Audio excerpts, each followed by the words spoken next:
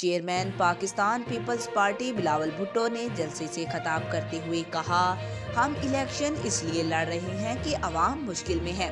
کسان کو فصل کی قیمت، مزدور کو مزدوری نہیں ملتی اور گزارا مشکل ہے۔ تمام سیاسی جماعتوں کو احساس ہی نہیں کہ عوام کس مشکل سے گزر رہی ہے۔ سابق وزیر خارجہ بلاول بھٹو نے کہا کہ آپ چاہتے ہیں اس شخص کو چوتھی بار مسترد کیا جائے یا اس کا راستہ روکا جائے۔ میں پرانے سیاست دانوں کی طرح اتنی دیر سے سیاست نہیں کر رہا۔ سندھ میں ہم نے ہر ڈسٹرکٹ میں علاج کا مفت ادارہ قائم کیا ہے۔ ان کا مزید کہنا تھا کہ سیاستدان بیمار ہوتے ہیں تو بیچارے لندن پہنچ جاتے ہیں۔ انہوں نے کہا کہ 3 بار وزیر اعظم بنے، آپ کے لیے تو کیا اپنے لیے بھی ہسپتال نہ بن سکا۔ تیر پر ٹھپا لگائیں، پہلے سرگودا اور پھر ان کے لیے رائے ونڈ میں بھی مفت دل کے علاج کا ہسپتال بنواؤں گا۔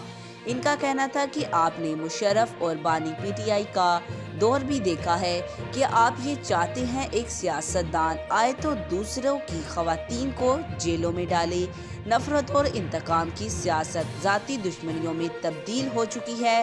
کیا یہی سیاست پاکستان کی قسمت میں لکھی ہے کہ آپس میں لڑتے رہیں گے؟